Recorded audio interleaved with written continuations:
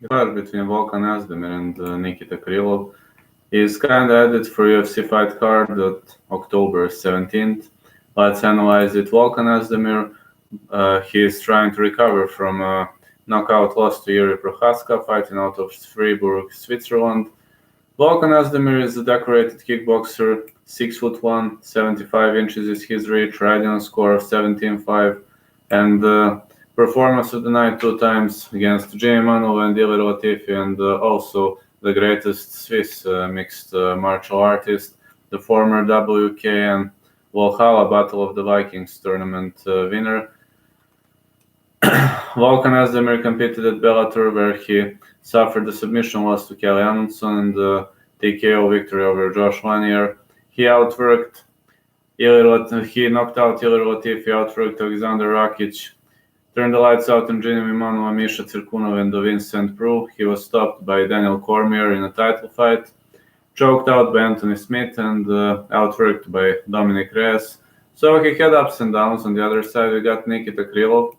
Nikita Krylov is master of sports in Kyokushin karate, hand-to-hand combat, submission fighting, and he knows to strike and knows to grapple, riding a score of 26-7. But Nikita Krylov is predominantly,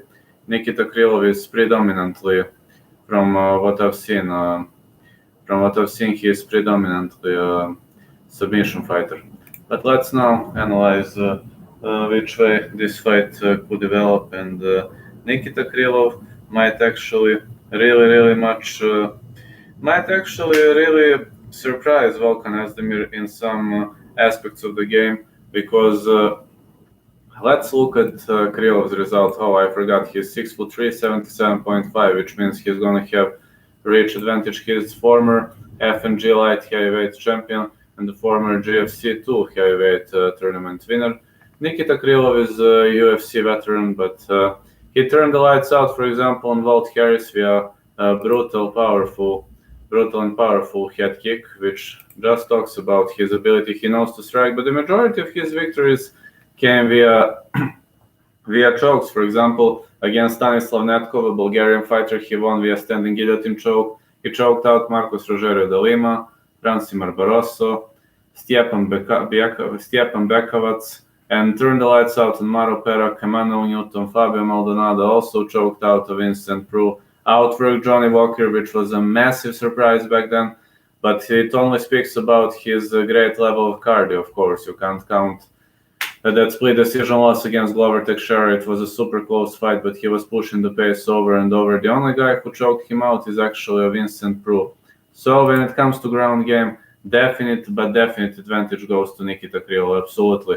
Volkan Oezdemir is going to face a reach disadvantage, but it wasn't a problem in his fight against Rakic, because I can say that Volkan Oezdemir kicked Rakic hard, but on the other side, Nikita Krylov worked a lot on this low kick defense.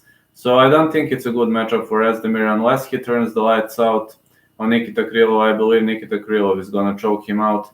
In the clinch, it's kind of questionable who's better, because Krylov has good takedowns. Volkan's takedown defense is not the best in the world. Volkan on the ground, he is okay. I'm not going to say he's bad. He's okay on the ground, but he knows to pound people out. He knows to evade, he knows some transitions, but submission game is not his specialty. So if the fight is taken to the ground, I see Nikita Krylov winning via submission. But if the fight advances to later rounds, Oezdemir's cardio is not bad at all. Krylov's cardio is not bad at all, but Krylov outworked Walker. On the other side, Volkan Oezdemir battled out Vincent Prue and Alexander Rakic in a very controversial decision wins. Against Alek Hanvachaev, he was pushing the pace all the time. I watched that fight, and this was not UFC, but he was pushing the pace all the time, but you can't compare it. So I see Krylov maybe slightly better with stamina, but Volkan Oezdemir is better in the stand-up. Either Volkan Oezdemir is going to stop him via KO, TKO, either Krylov is going to submit him.